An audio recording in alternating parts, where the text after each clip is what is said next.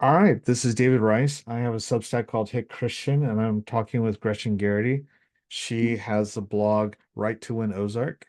And so the two of us have been discussing a bill called SB 727. And well, how would you describe it, Gretchen? Well, it was a bill that started out with good intentions to just expand the Mo Scholars scholarship program for school choice. And it quickly became an omnibus type bill, went from 12 pages to 167 pages and added 44 different changes and additions instead of the four original um, revising or replacing of different parts of the law. So Yeah, I was just going to call it a monstrosity. So, yeah, yeah. but No, it's a Frankenstein bill. yeah, you know how Nancy Pelosi, when they're getting ready to pass Obamacare, and she came out and said you have to read it to see what's inside of it. That's And it's almost like she was a grandmother getting ready to hand out Christmas presents, and there'll be all these special prizes inside. Um, that's kind of what this bill felt like. oh well it did, but the prizes are not for the students or the families. That's the problem. No, So I think that's a huge part of the problem. What we're dealing with is a shell game. It seems to enrich a certain group of people and gives money managers essentially access to large sums of money, gives DESE control and regulatory power over things that they had never have historically had power over before. And as I read through it, I was just floored the more I read it.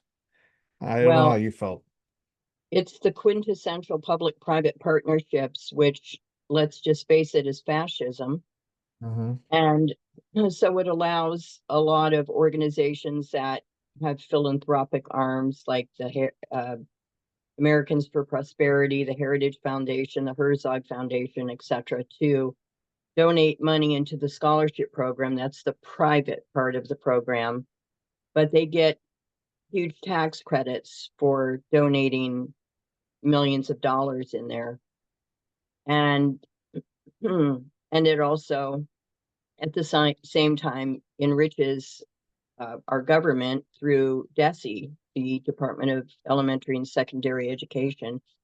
Yeah. It So expands let's them. Yeah. go ahead. Well, it just expands their power and their control. And these public-private partnerships include EAOs, which are educational, shoot, what are they? Educational, Assistant. yes, organizations, which Hmm. will provide some of the curriculum, will provide some of the online schooling and that sort of thing. And that's another part of the public-private partnerships that enrich these other organizations and also scratch the back of DESE. It's really evil.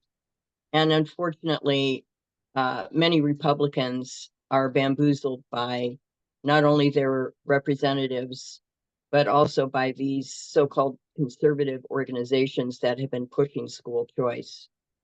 Yeah, and they want to sell it as school choice. The representatives are going on a push tonight, even in our local community.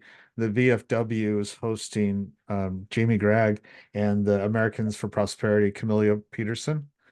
Yes, yes, And Amelia Peterson.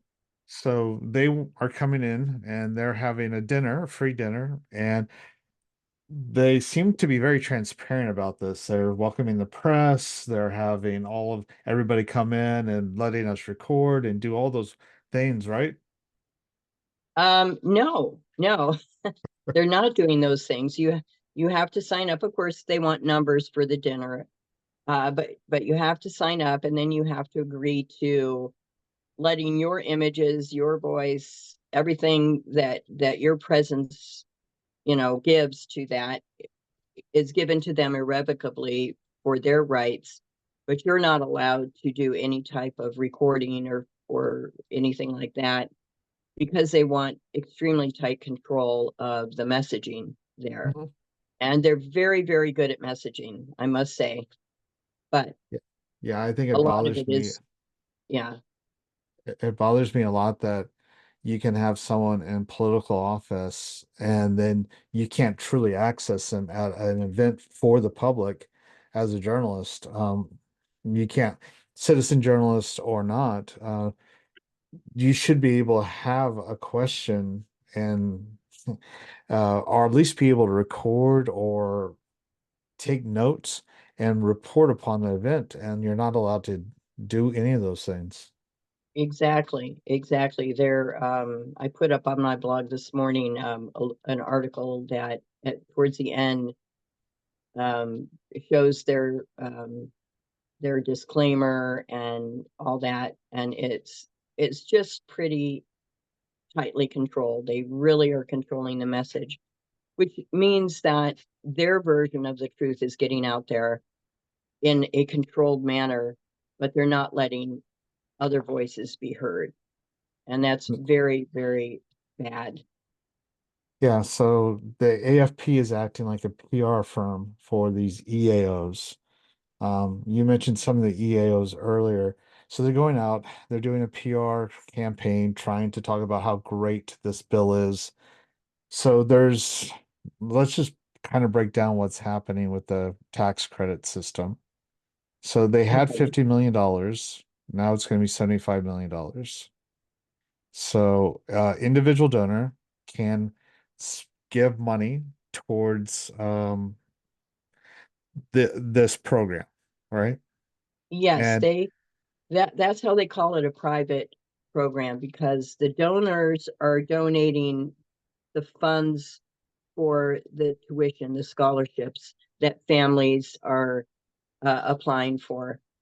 But they get a tax break for doing that. These corporations and these organizations, they get large tax breaks for the money that they're donating. And of course, very wealthy organizations always need a tax break, right?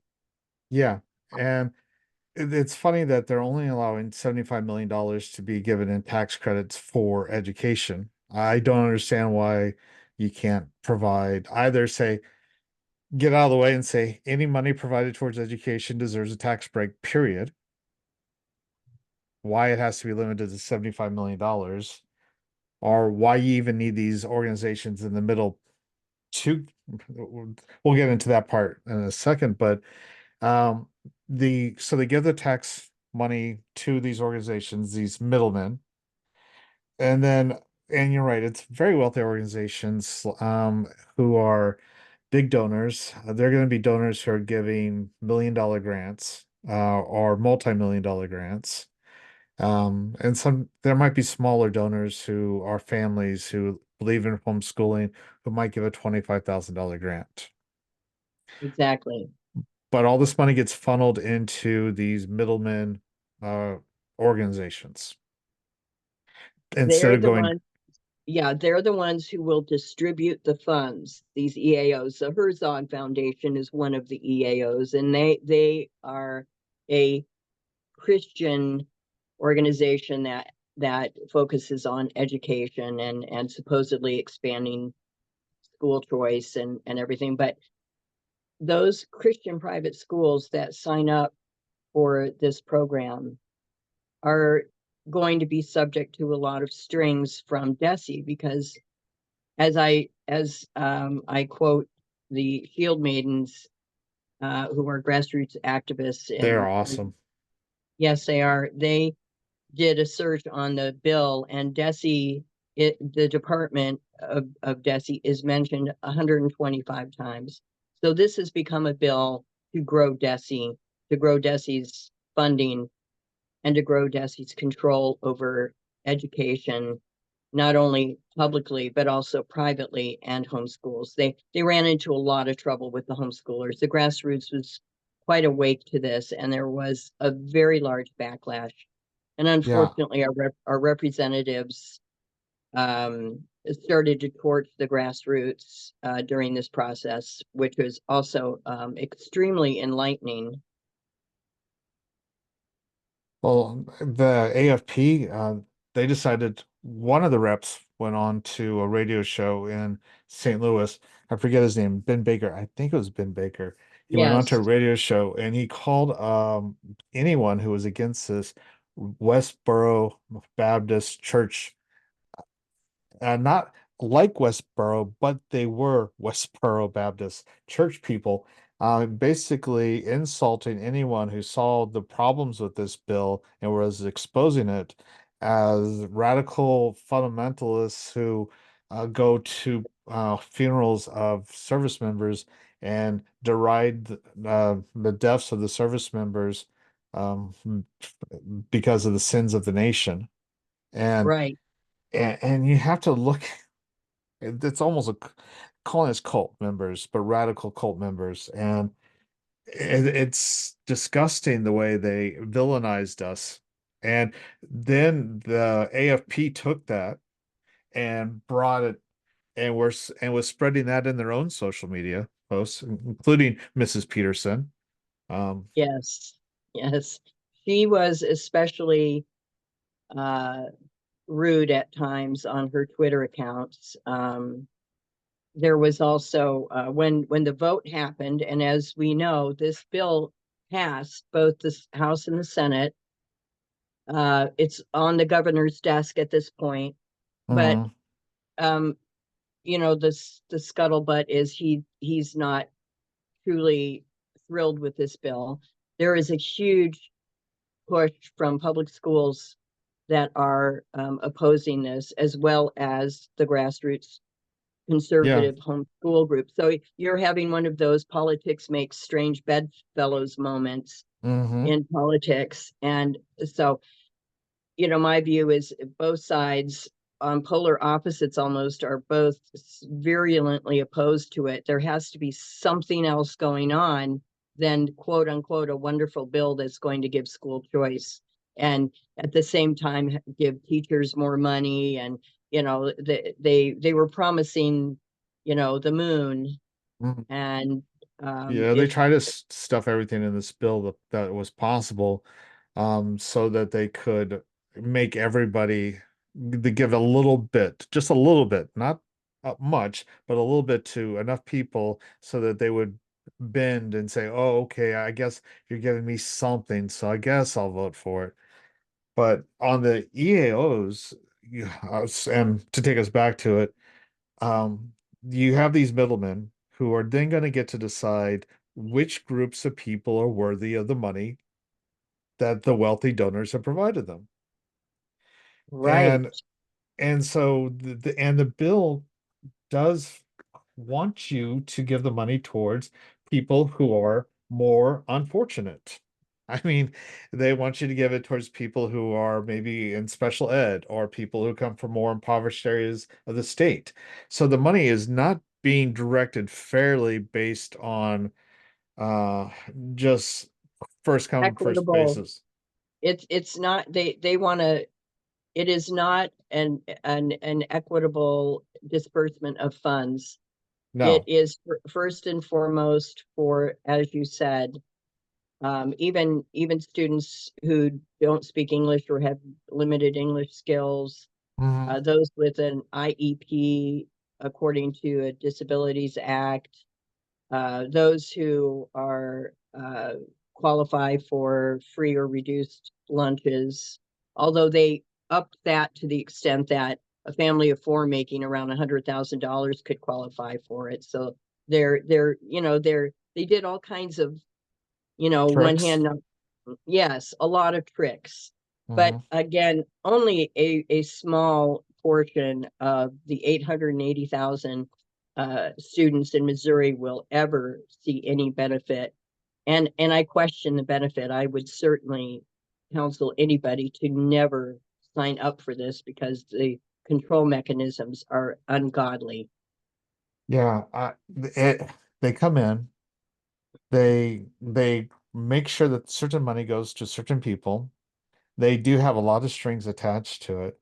And then as you look through, they get compensated based, they're called contributions to their admin or marketing. So they're able to skim some of the money off the top that come from these wealthy donors. And as it passes through them, they can keep a portion of it.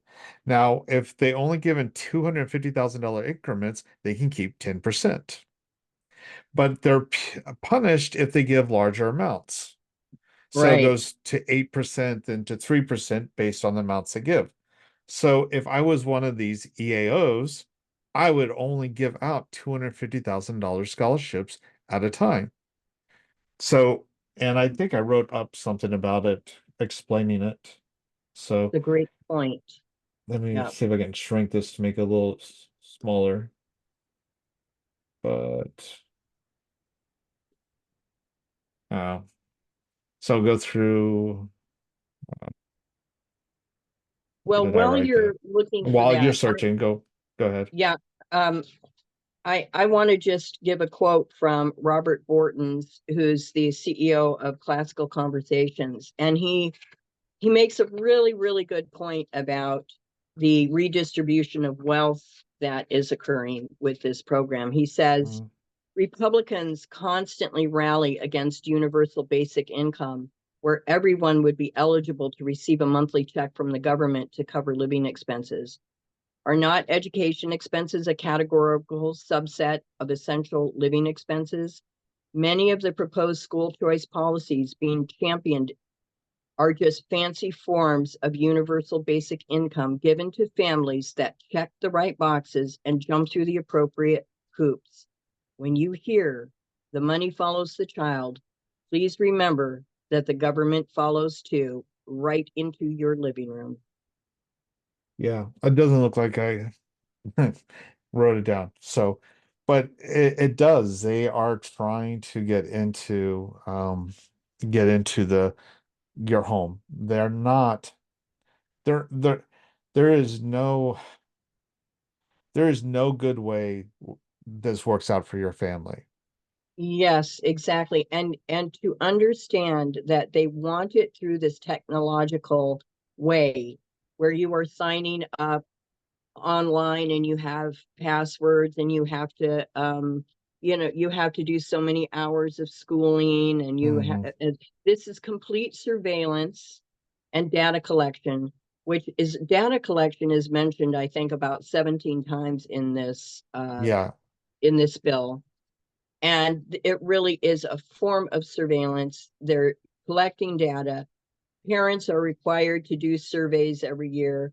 All of the students' data from everything they do at the school is being sent up to the state, who contracts with third-party data collection organizations, and it's all to bring us under one umbrella of government control, and it's all based upon things like the World Economic Forum and UNESCO, who have been advocating for bringing in all students, whether they're public, private, homeschool, under one control mechanism. They don't want an independent homeschooled family. Um, I just to be fair, my wife teaches. I taught for 12 years before my health problems. I taught in public school and then I taught last couple years in private school. My sons went through public school. I think if I had to do it all over again, we wouldn't have done that. We would have done private, not private school. Well, maybe private school or homeschooling. Um, for every family has to make that choice for themselves. But now that I see more of what's going on, and some of the new things that are occurring in schools are far more dangerous than they were even 5, 10 years ago.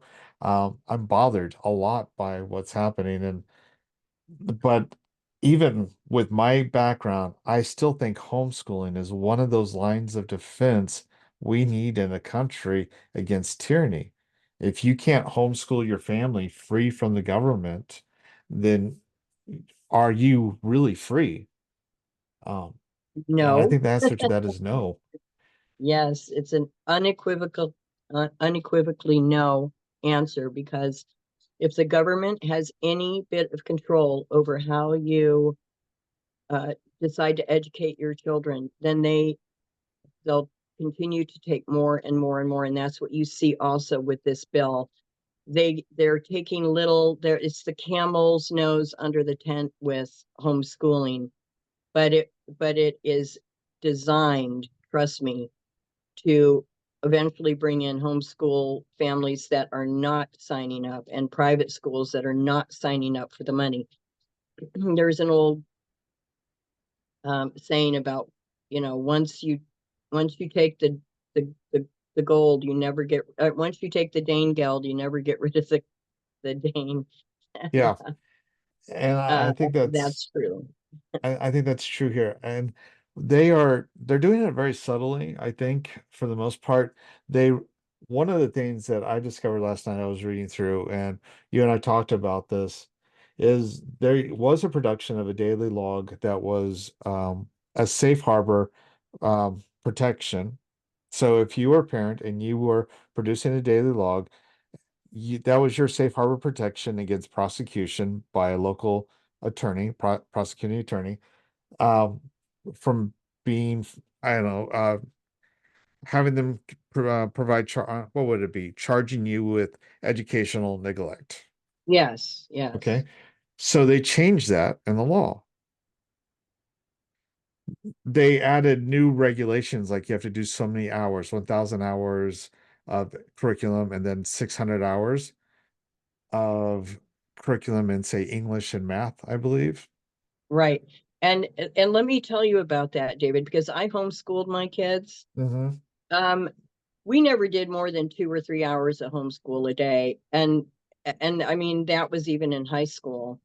And then the rest of the day was spent doing extracurricular things, lots of fun things. Hmm. Um, and when you sign up for this program, there's something like 600 hours that you have to show as actual school, I guess. And they actually say in the bill that 400 of those hours must be in the home, Hmm. or where you know They we were want you, hardly ever home. We were out at museums, we were out at theaters, we were out at little homeschool groups, we were out in the woods doing biology in the woods for hours and hours on end. And both my kids went to college. Both are very successful in life, but if we had had to abide by 400 of those 600 hours, but in seat, remember they say, oh, learning everywhere, anywhere, anytime. That's a lie. They're mhm. lying to you because you are stuck to the surveillance system that they're putting in place through virtual school. Yeah, and it's not just for people who take the money with the family-paced education. They're requiring this of homeschool families, period. So it's whether you're taking the money or you're not taking the money, these are the new regulations for homeschoolers. And I completely agree with you. Homeschool families, on average, their testing scores, like when they take the ACT and the SAT, they score 15 to 25% higher than the student in a public school setting. Make If you make everything else equal, they And that's don't. even that's even with not teaching to the test, not teaching to the school standards. They're still beating the public school uh, averages by, like you said, many, That's many percentage points. that's a standard deviation, well, at least one standard deviation above, and almost two standard deviations above. They don't want that. The DESE looks bad when the homeschoolers who are only sitting in a classroom for 2 to 3 hours, let's call it a classroom, but wherever they're learning, kitchen table or living room, and they're only doing it for 2 to 3 hours, and most of their education is engaging, fun, active education. and they can't admit that they're failing students, and homeschoolers, for the most part, are helping their students succeed. So DESE knows that they look bad. All the statistics show how bad they look. And the more homeschool families move towards, or more families move towards homeschooling, the worse they look. That's Because, right.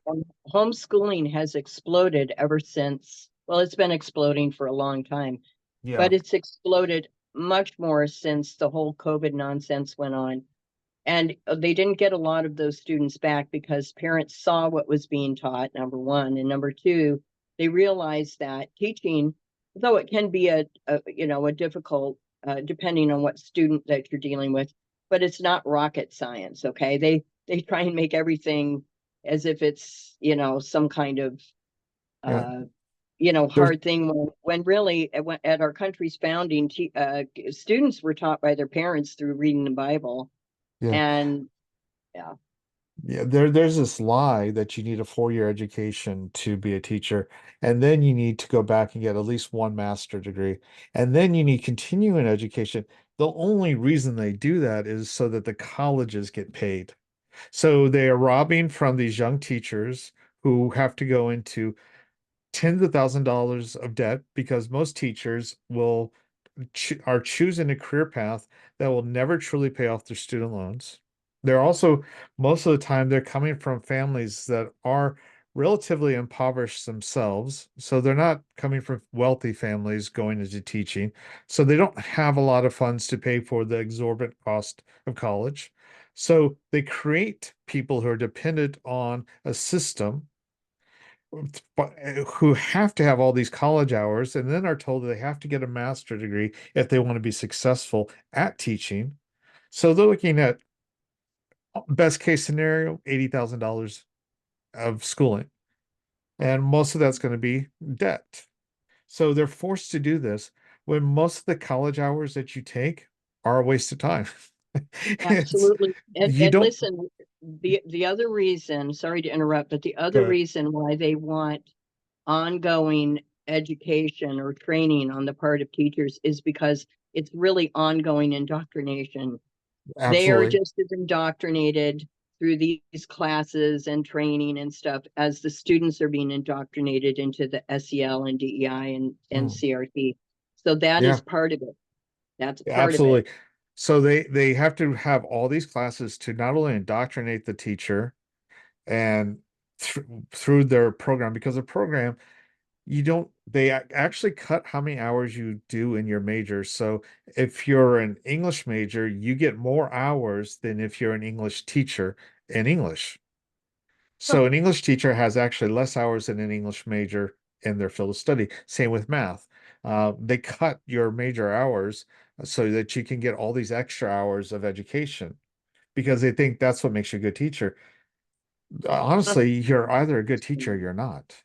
Oh, agreed. It's kind of a vocation. It's a calling. Yeah, And I suppose you could do a lot of training to learn techniques to be a good teacher, but it really is it's a gift. it's a, it's a gift and a calling. Yeah. Yeah. And so you either work at it or you don't. And a lot of people who are really bad teachers, they get promoted above their competency level and become principals. So, or they work for DESE. And so that's kind of why you see them trying to control the system and trying to overregulate education. And with these daily logs going away as a safe harbor, it opens up a door where you can have an activist prosecuting attorney who was maybe appointed by George Soros money or got elected through George Soros money, who is looking for a way to kind of break the back of homeschooling education. Indeed. They really hate homeschooling because it, like you said, it shows the failures of the public school system as currently experienced in this country because so much of it is just plain and simple indoctrination, which is causing the anxiety levels and the mental health issues that students are having. And they just go back for more of the same. Well, homeschool or home educators completely miss out on that, thank goodness. And their students are able to actually do actual academics and things like that, which are not infused with, you're a white supremacist or you're a victim of oppression or whatever, and is it's causing DESE, the system, to look really bad. And it is Yeah, really bad. It yeah, deserves Des to look bad. it is DESE just passed new standards in their physical education and health, where they are shoehorning in talk about sexual reproductive health and telling parents, or not parents, sorry, kids, that they don't have to talk to their parents about an abortion or getting um what reproductive health advice, which would basically they don't have to talk to the parents about getting the after what is it after help me The out the the the the um the morning after pill. morning after pill. Thank you. Yeah, So yeah. they don't have to talk to the parents about any of those things. They don't have to talk to the parents about gender affirming care, and with what we see already in Springfield with this alleged kidnapping of a student by at least two Springfield teachers, and possibly I've heard there may be evidence of another adult involved. We got some serious problems with DESE encouraging this type of mentality in our teachers and in our students and trying to take the parents out of the equation. If we Well, don't think that's their goal in homeschooling, we're kidding ourselves. yes, and isn't it tragic that the lobbyists up in Jefferson City at the Capitol were able to convince, nicely said, uh, enough representatives to pass this bill, barely pass it. Yeah. And it was like 82 to 69 or something like that. Yeah. If one had Um, voted no, it would if not have one passed. if one representative in the legislature had voted no, it would not have passed. Yeah. Yeah, I mean, not to beat up on our own reps, but to beat up on our own reps. We're the seventh congressional district. We're probably the most conservative congressional district, and our reps voted for it. Even Mike Moon in the Senate voted no on this, and our state reps, without thinking, I wonder why Mike Moon voted no on this, voted yes for it. Mike Moon has been described as a conscience of the Senate. He doesn't get bills passed because he tries to protect the citizen from the overreach of the government. And this bill, 167 pages, is an overreach by the government. It is such a liberal bill. It expands government. It has potential great harm for private and homeschools. And it is, if you ask me, it, it's communism being It, it implemented. yeah, And it enriches a bourgeois middle class, or should call it a money class, bourgeois yes, money class. If they're smart, if they do it correctly, there's $75 million on the table. They're going to be actively seeking out those wealthy donors because it's sort of like grant writing. Basically, what they're doing is grant writing. They're going to be seeking out those wealthy donors to get these tax credits, and they're going to be pulling money in from them.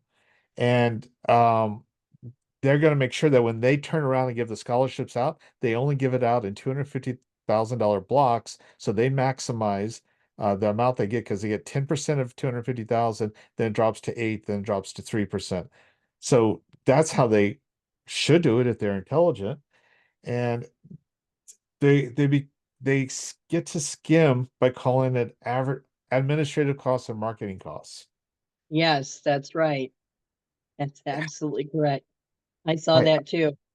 it's like that one thing one that one thing by itself is enough problems to kill this bill, and then the loss of the daily record as our daily log as your safe harbor.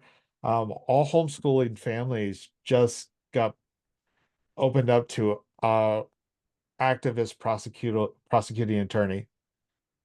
Yes, and it will happen. If it can happen, it will happen. The other thing that DESE did was it started a elementary literacy fund That Yeah.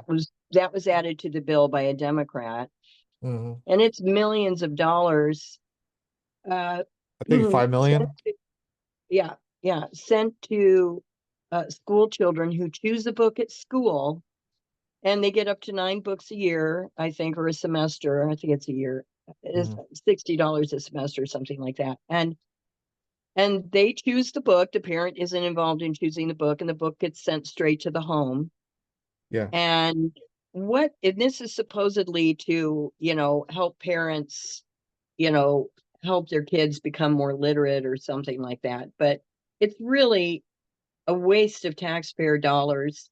And it's also a potential for indoctrination of the kids through books that the parent might not see, or they'll see a cute cover and not know what's going on in there. Parents really have to completely distrust the school systems at this point. I mean, to the point of I don't want to say hostility, but they simply have to verify everything that's going on. And of course, the schools are doing all they can to hide what's going on. So Well, I got the home reading. Can you see the home reading program on your screen? yes, Okay, yes. so yeah, I caught that too, and I was looking through it, and Scholastic is woke. Oh yeah, Scholastic will be a big one there. There's And you're there's a paying for it. Yeah. Yeah, there's a comedian. He's funny. He's Irish, and he says woke as something, and I can't say it. But the Scholastic is woke. And but the problem is, it's a reward program for certain agencies, like it is for the EAOs, to give money to maybe the American Library Association's Rainbow Reading List. Exactly. We'll have to find out who is, going to be signing up to provide these books. Yeah. And in theory, it might be church literacy programs or publishers like Brave Books, but let's be honest, that's not who it's going to be. It's probably the people who are going to get first dibs on this program are going to be the LGBTQ plus advocacy groups. Well, it's going to be the big publishers that are, well known. I'm sure, like Scholastic and other Mhm. uh big big publishers, and they're going to be the ones who are providing these things, and just like they provide them to the libraries. Yeah, and it's built-in revenue for them. It's the state making sure that certain publishers don't fail. Right. How's that not fascism? It is fascism. And people I have to mean, understand, when you have, and they call fascism now is called stakeholder capitalism. yes. That's a nice word for it. That's how they kind of hide what they're actually doing. But what they're doing is controlling the populace through public-private partnerships. The government should have no business partnering with private corporations. That's not its business. That's not what it's supposed to be doing. And it's super annoying.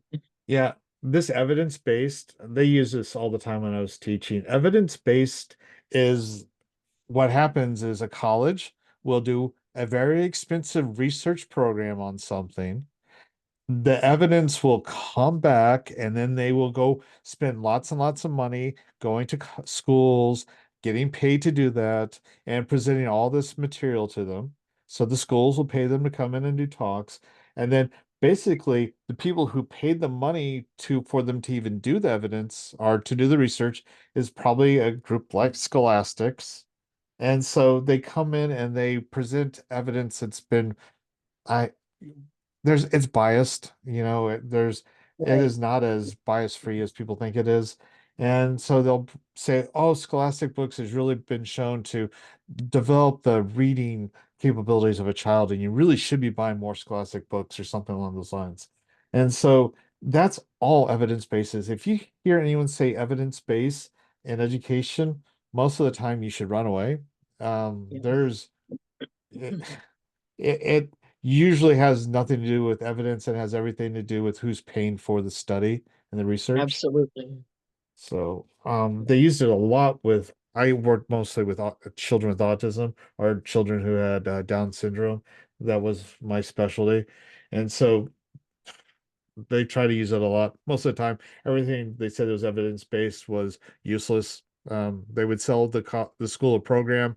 I would try using it, and then I would just do whatever I wanted anyways. So, and And I think a lot of teachers do that too. But the amount of taxpayer dollars that are wasted on these parasitical uh, organizations and consultants and experts it's astronomical, and that's what's hamstringing teachers, by the way. yeah.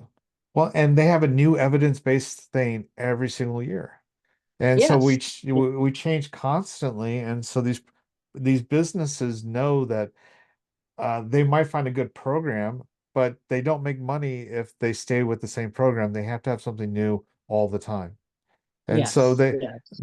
I don't think people realize that there is an incestuous relationship between these companies and colleges, and then the regulatory agencies like DESE, and then finally your school admins who aren't the brightest people in the world, honestly. Most teachers who are working with your kids tend to be brighter than your school admins. And so your Mhm. school admins, they get promoted because they're usually good at butt kissing better than teaching. And so they get fooled most of the time. I can't tell you how many principals I had who put in, sorry, I shouldn't say that. Um, I just didn't have a lot of respect for some of my principals. But th this is one of those things that's it's bad for kids. It's bad for the taxpayer just because it's free. 'Cause everybody thinks it's free. Everybody will say, "Well, it doesn't cost me anything. My kids get free books." And the problem is it does cost you something. It's just it's 5 cents here and 5 cents here and 5 cents here. And eventually it's a few $100s out of your paycheck. And it's a few $100s when you go shopping every month in sales tax. And it's a few $100s or $1,000 or more out of your property tax. It That's does add right. up. You It you just adds up. yeah, you just think it's only 5 cents here. It's a cumulative accretion of debt. So Absolutely. The other thing that this bill does, they've already been doing it, but this bill expands giving, it actually doubles small school grants. So schools that are struggling, schools that may be rural or whatever, this is another redistribution of wealth scheme where these smaller or struggling schools, if they're termed not to have enough quote unquote local support through tax dollars, they actually provide grants and things to these schools. So mhm. they're giving them incentives to not do better. They're just giving them grants on an equity basis, which does not help. How much money has been thrown at our society and the welfare programs and all the other things that throwing money at the problem does not fix it. So I we're seeing more of that. And in Bob Titus's little newsletter that he sent, he actually, I'm sure he didn't write this because it's got communist language all through it. Um, Here he mentions removing geographic restrictions on in 727 to ensure equitable access. And despite past gridlock, it's clear that collective action is essential for meaningful change in public education. I mean, this he collective was a he, action. yes, he's a homeschool father. If and one of his planks that he really wanted as far as his candidacy is school choice. So he should have been completely up on what this bill is and does. And he voted for it. And then I heard he got a little nasty at people who disagreed with him on that. The interesting thing is, I called and emailed him a couple times, and I did get to his LA ones who, on an email, who said that Uh-huh. she would pass along the information, but he never once responded to my concerns. as a fellow homeschool parent, ignored me completely. And Yeah. my husband too. My husband emailed him separately also. So we had a representative who was unresponsive to a constituent, and I suspect it's because he knew in his heart that he was voting for the wrong thing. I suspect his defensiveness over this bill has something to do with it. I think he didn't enjoy being called out by uh, a certain journalist on it. Oh, We won't mention names, but he got called out, and he was defensive about it. I think the defensiveness comes from a realization that the bill's bad. Um, I think he realizes that what he signed off on is a bad bill.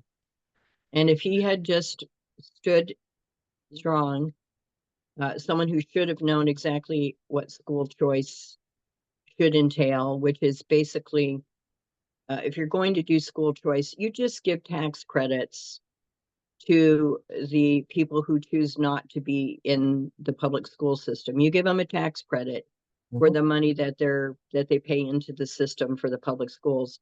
That's what That you do. you You get rid of don't the allow this. middleman. Yes, you don't allow this gigantic expansion of an already failing government department, DESE.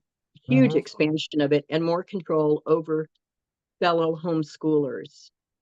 This really ticked me off. And if our representatives can't face us without getting nasty, I have a problem with that. That They says are a lot. public servants. They Yeah. are not power, they're public servants. They are answerable to us. And if they are listening more to lobbyists or listening, and not listening to their constituents, that's a big problem. And It there's it no way you absolutely could, is. yeah, you couldn't call this bill conservative in any way, shape, or form. It is an actual expansion of big government and also, um, I mean, if you ask me, kind of predatory capitalists. And it's Yeah, so wrong on so many levels that our representatives who voted for it should be called out and they should be able to answer why they did what they did. without using collective in a sentence, because Yes, that is. Oh man, you cannot be conservative and use the word collective. It's just unless no, exactly. I'm trying to think of a time where you can use it. It's a loaded word. And if you're a conservative Well, representative, you should never use the word collective. It should just be, yeah, equity and equitable are too, because equity and equitable means, which means the same outcome. Equal means you have the same opportunity. Mhm. And so they've taken that word equity and equitable, and that is another Marxist term. Mhm. Um, that is one of their buzzwords. And he obviously was handed that as a press release for him to put out in his I'm almost sure that he didn't write it. Yeah, and So it's unfortunate that they are so sold on this bill. IP reform passed the House yesterday. And I'm really grateful that it passed. It looks like it passed with congressional districts. So was it CMR? And so that if a IP goes through and it's voted on by the people, then it also has to be approved by a majority of congressional districts. Now, so now it has to go back to the Senate and hopefully get through the Senate, which I have some doubts about that, but let's pray that it does. That's good news. I want to be able to go to my reps and say, congratulations on getting that, you know? But mhm. in this situation, because of this bill, it's colored everything. Yes, it It has. The, it's the political capital that was spent on SB 727, I don't think that our representatives understand what that vote did to the grassroots and the politically active constituents. It it it crossed a line, let's put it that way. Yeah, And then the way they gaslighted and insulted. insulted. I mean, numerous people, grassroots people who've been very loyal to the Republican Party, very loyal to conservative, the Freedom Caucus and stuff, and they were completely disrespected and gaslighted. Um, Yeah, it Justin makes it Sparks, yeah, it was awful. it makes it hard for me want to be an advocate to help them get anything else done for the rest of their term. It makes Um, me it makes me want to campaign against them. That's how deeply angry this vote has made me, and I suspect a lot more grassroots people. yeah, and yeah, I don't and it's think, not going to change. yeah, I don't think I'm the only one because if they had said, you know what, I made a mistake, this was a bad bill, I should have read it closer. I was told it was going to have some of these things in it that were going to fix it, but it looks like they misrepresented it. They rushed it through. They made all these changes within 24 hours, rushed it through. No one really had a chance. It's 167 pages of very dense legal speak. It took you and me a week to get through it. Um, it was challenging. And then to say that they were capable of reading it within 24 hours. I, Well, yeah, and the thing about this is, and this is where I love Senator Mike Moon, because he is standing for us as a nation of laws. mhm, And this bill, SB 727, is unconstitutional on several levels. it is. And so for our representatives to willy-nilly just be passing bills that are unconstitutional, and it happens more often than we know, they're violating their oath to the Missouri Constitution and to the United States Constitution. Yeah. And what's And we crazy need, is go ahead. they attended a couple of our reps attended a meeting with Chris Ann Hall, William Federer, and Robert Brown, where they talked about constitutional law and why um, people in public office had an oath to stand as uh, an interposition between us and unconstitutional laws. They attended that meeting, they were there and for the whole day, and yet, even hearing those people speak, they it didn't sink in. hmm Well, and I think it's part of it is, especially with the freshman representatives, they they're not I don't think they're prepared for the machine, political machine up there. To And trying to corrupt them. right, and I don't think that they are true warriors, because if you look at Mike Moon, he's an unassuming fellow. Yeah. But the, the strength of character is amazing there.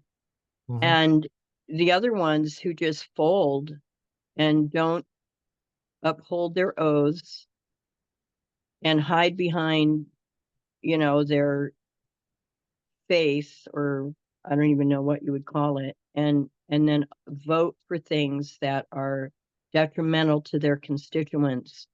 These are not the type of people that need to be in office. I don't No, care how long they've lived here. I don't care how many people know them. I don't care how long you've gone to school with them or go to church with them or heard their testimony or whatever. If they're not able to stand strong for the constituents, they should not be serving. yeah, because it's not about a strategic game up there.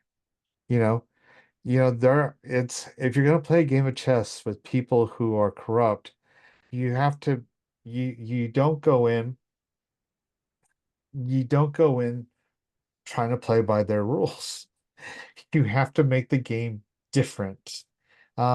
You have to be willing to sacrifice pawns and things like and rooks and knights. You have to Exactly. be willing to give up um important pieces on the board in order to make sure that you don't compromise. And it's a long-term game, um, maybe up there in Jeff City. And I can understand coming up there and seeing everything and kind of having your head turned by it. It's sort of like King David. And this is kind of how I've been thinking about this past week. King David was just at one time a simple shepherd boy, and he fought in King Saul's army. He ended up having, of course, that falling out, but he was loyal and he was devoted to doing the right thing. But then when he came into power and he started winning battle after battle, and he started to accumulate the power that comes with being a king, it corrupted him. It corrupted him That's to the right. point where he took someone else's wife for himself. He put murdered someone else through the actions of putting him on the front line again and again until he died. He violated his violated who he was as a shepherd boy, that loyalty, that devotion to God, because he allowed the power to become what he wanted. And so when we have leaders who come from rather humble beginnings, and they go to places like Jeff City or Washington, D.C., and they get their heads turned because they're not willing to stay committed to who that shepherd boy is, who's Hmm. more important than any kingly authority. They lose themselves. And this bill is a loss. It is it is DESE consolidating power over parents throughout the state and every area of education. So it doesn't matter if you're in public school or you're doing the family-paced education, charter school, or homeschooling. They just consolidated and won a huge victory over parents. Over parents, over children, over families. Yeah, Yeah. they sure did. So I, those who voted yes on this bill are going to be answerable uh, to a higher power as well as to their constituents. Mhm. The other thing that's interesting is if you go and look up the different PACs and things Sure. that fund um, some of our representatives, they're very, very interesting, and I don't And you want me to know. stop share so you can share? I don't have it written down. Okay. Yeah, I have it written down, but on paper. I don't have it on online. Great. But I can certainly. I don't know if you want in the you have like show notes or stuff. I can send Yeah, let links. me see if I can you might be able to show notes. No, I meant when you are done with this, when you put it online, you Oh, can. yeah, I can put it in Substack, but it also, Yeah. well, we'll talk about that afterwards, the Okay. technical details. But yeah. Yeah. I haven't had a chance to look up the background of all these packs, but I did ask some people who are in the know, and they were basically thumbs down on almost all of them. So, um, that's another factor is um,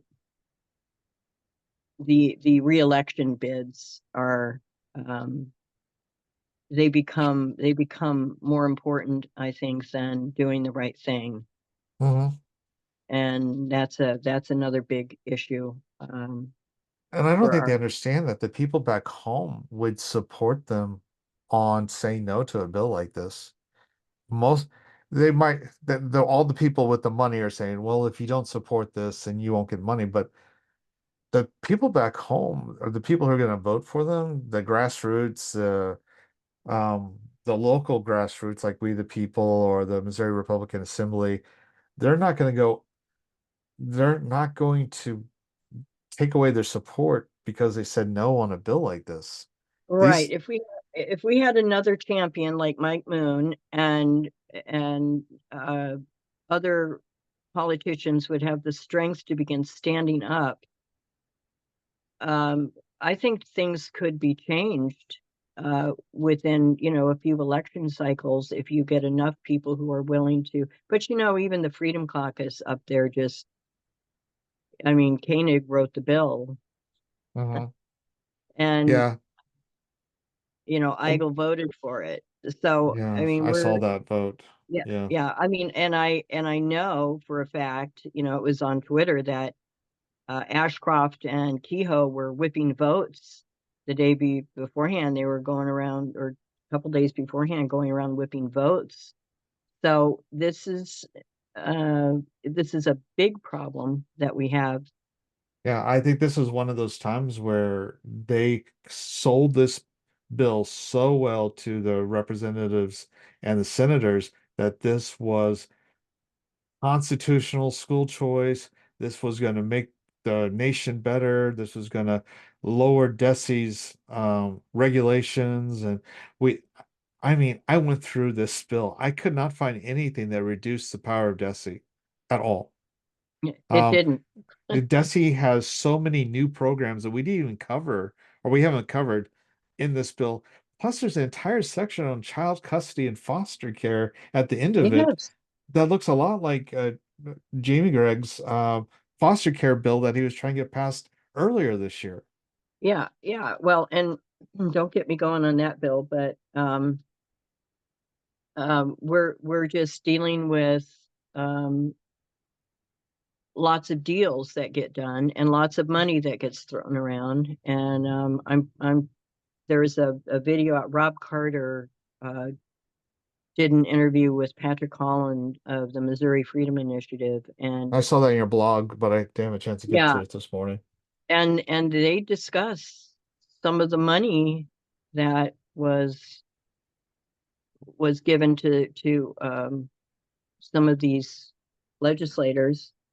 Also, they discuss that the powers that be up there, whether it was legislators or lobbyists, began to accuse the grassroots, if you can believe it, of doing what they themselves were doing, which was accepting money.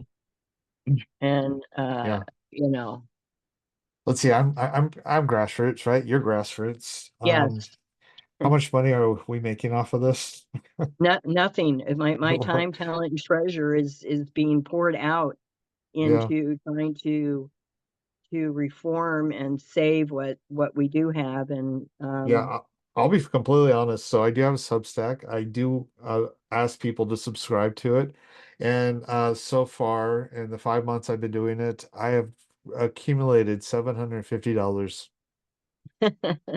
So considering I bought a printer, I paid for trips to or help pay for trips and things like that. And I've gone and spent time interviewing people and I've gone to conferences and things like that. I don't think I've actually broke even. I'm probably actually a little under. And for so, sure, yeah, yeah, so it's not, there's no money coming in on this for me. I'm doing it because it's the right thing to do. Uh, exactly. The grassroots has stepped up and been very supportive. mhm. And when it came time for the legislators to support the grassroots, they didn't. They turned their backs on them, and then they treated them horribly. Yeah, That they is not tarred and something. feathered us. Yes, yes, they did, and that is not something that will be forgotten. No. Yeah, I'm not. I'm not sure you can make that up. yeah, what they did to like Gail over Oh up in yes, Camdenton, the way they went after her and they tried to accuse her of being all kinds of things. I yeah. was I was colorfully called a few names. I won't get into, but it's just it's and It's I think uncalled for. It's unprofessional. yeah. It's not becoming of servants of the people. And our legislators forget that they are servants, and they should remember their position when it comes to their constituents. They are Well, servants to they us. should They are also remember. not. Yeah, go ahead. Sorry, go. I was interrupting. You finish your thought. No, no, that's all I was going to say. Yeah, they should also remember what our role is. It's to hold them accountable. Our role is to make sure that the government doesn't overreach and overstep its boundaries. We're citizen journalists, but journalists nonetheless. And we have a duty and a moral obligation to to do more than just rubber stamp everything they want to do. Yes, and I see that it's you see that among conservatives, especially down here, just because I know it down here. But Yeah, the vote will go against what the constituents want, and it's the constituents are so gaslighted that they just sweep it under the carpet and go on, and so IP reform. Mhm. I hmm kind of have a few quibbles about the IP reform thing, but what happens is they use abortion as a trigger, hmm and it's like, oh, look at the squirrel over there, and instead of that being a serious issue that deserves the kind of attention that's been given to it, they use that as a trigger over and over to get conservatives to forget what they're doing with the other hand. exactly. And And which is I'm kind of not why, I'm not forgetting. yeah, which is kind of why I want IP reform passed. For me, if we can prevent them from making it a constitutional amendment and keep it in statute as is, where abortion is just basically, for the most part, basically outlawed in the state, Hmm. then Yeah. that's where I want to keep it. I don't want to be able to go back where they can use it year after year against the conservative members of the party and have us constantly worried out of our mind. Is this a year where we have to fight only on this issue? There, abortion So is, go ahead. let me ask you, I'm sorry, I didn't mean to interrupt again, but let No, me ask you this question. Why didn't why didn't the Republicans put in an initiative petition, I mean, to actually enshrine that in the Constitution against abortion? they don't want to. That's They're- what I'm saying. yeah, They don't want to. We have one party, it's uniparty. yeah. Okay. Because they could have easily done that and they would have easily done that. In fact, I still think even if they would happen to be able to get, abortion in the Constitution, I still think there are so many pro-life Missourians that could be overridden. I do believe that. But Yeah. you see, they play the game where we're always 5 steps behind. And I blame our Republicans on that. I blame our local Republican parties for that. hmm They don't ever do any, vote, get out the vote. They don't ever do voter registration. They do nothing. They just take what comes down from the state and hmm they're just impotent. Well, why aren't we spending money like doing initiative petition here in our own county? Why aren't we doing a Indeed. ballot initiative to say we don't want pornography, children's pornography in our library? That'd be simple. It'd be easy to do. We can make it a And statute. yes, you see, We, this is why, and so if this petition reform gets passed, it's going to make it very, very difficult for, there was a window that we had that is going to be closing mm, where we could have gotten 51% of the vote and gotten in all kinds of stuff. yeah, But we never ever think ahead. We no, never strategize in ways the that Democrats bring do. yes, or that bring actual progress for conservatives for things like that. And No, so we you have, have to think it comes down from state and national levels where they basically have dumbed us down to the point where we just look at our quote unquote betters and go, what next? yeah, What yeah. can It's we definitely a do? wet blanket over the whole party. They smother. Well, they smother us like they want to smother children. So that's a dark thought. Agreed. But it feels that way. I tried to get that started. And I had so many politicians who are like, no, no, we can't do that. We can't do that. I'm like, why? I'm not asking your permission. Right. Oh, there's I no don't, money. They're always going, there's no money for it. Or, they have so much money. yeah, There's so much money awash, but they put it on things that are, oh, like that, this, SP yes, 727. there you go. There Yeah. you go.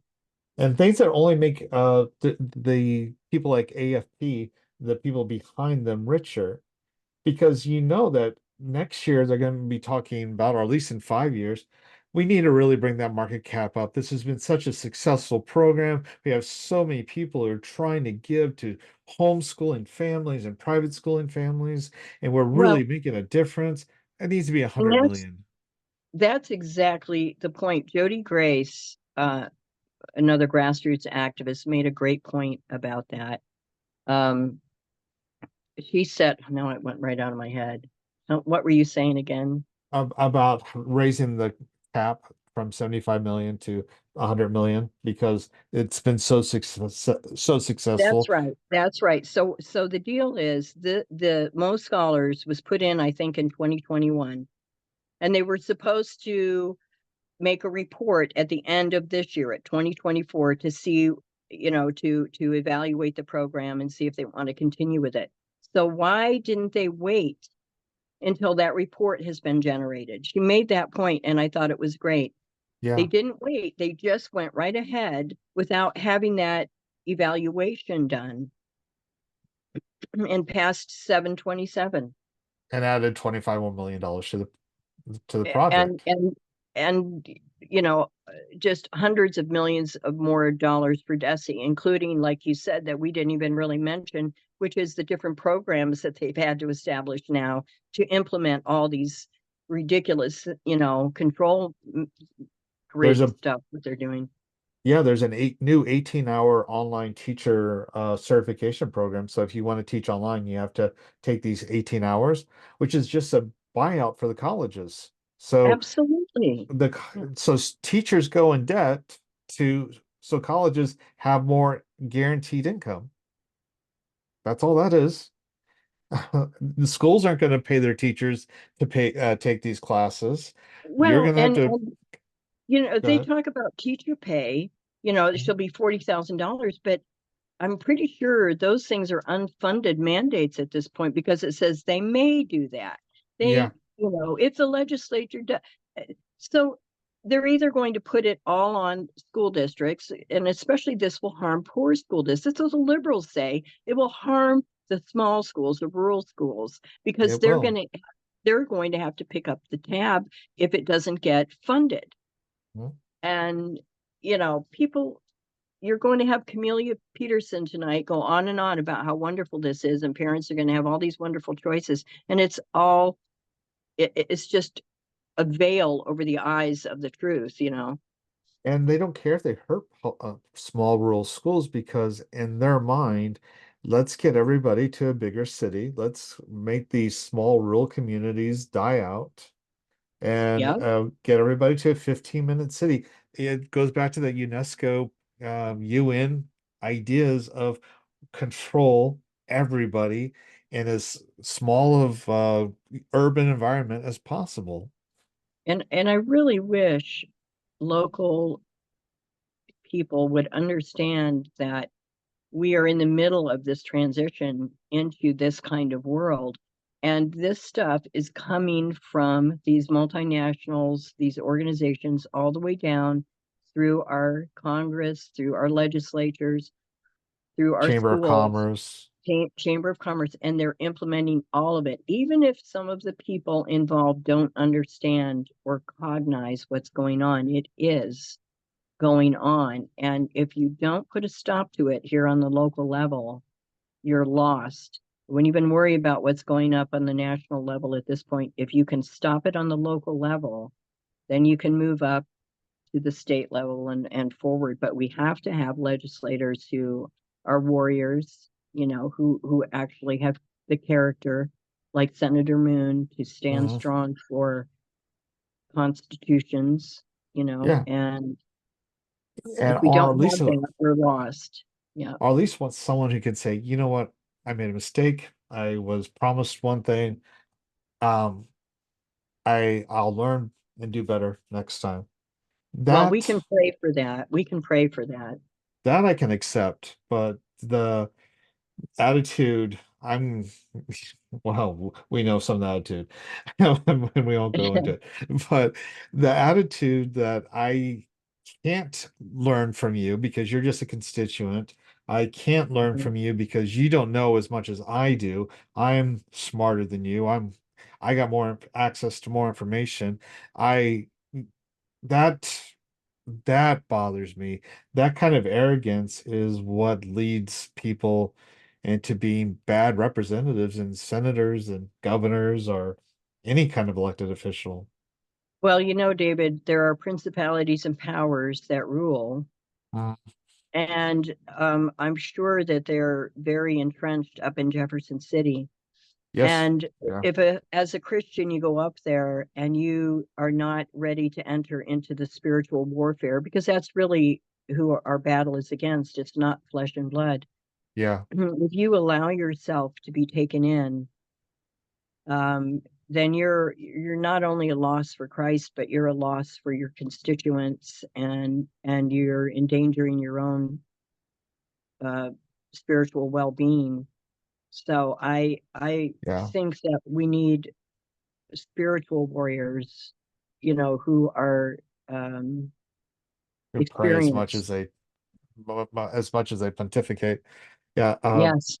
Valerie Swearingen, when I went up with her, and a bunch of other people to Jeff City, she said one of the things about going to Jeff City as a representative is almost every one of them ends up divorced.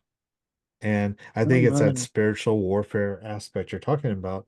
There's a lot there to drag you away from your family, Yes. drag you away from God, drag you away from truth. And if you haven't really struggled with those types of temptations before, they will eat you alive. Yes. Yes. Absolutely. Yeah. Well, I think we've covered just about everything. I If do. Well, we haven't covered hardly anything in the bill because there's so much in it, but we did get a smattering of yeah, information out there. yeah, and I think we covered the main problems with it, but again, there's a problem on almost every single page. I don't think one, you need a lawyer, a really, really good lawyer to go through this. And neither one of us are. We're just journalists. But I think we did a pretty good summation considering that the bill's bad. It's so bad. Hmm. And you could talk about that all day long. But I think what the people are going to listen to our podcast, it's about an hour and some minutes now. They're going to they're going to I don't know how would you say this? They're going they're gonna feel a little overwhelmed if we had just spent all of our time only talking about section 19, and everything like that. So I think That's we did true. Very okay true. job. Yeah. No, I agree. I'm very grateful that you invited me on, and I enjoyed it a lot. I hope that we've gotten some of that information out there and help people to. I'm glad you came on because you covered a lot of details I didn't look at. You were much more wide-ranging and you looked at a wider image. I was much more, I don't know, myopic, and I was focused specifically on the language and the law. And so your broader view gave a lot more perspective to my myopic view. So I Well, appreciate that. I think we need both perspectives. Yeah, I agree. I think it helps to have uh, both of those perspectives. If you can stay on for just a few minutes after I stop the recording, I would appreciate it. Sure, All right. sure. So I'm working on my call sign to start and on my call out or my to leave. So this is how I think I'm going to go with it. So y'all have a good day. Thank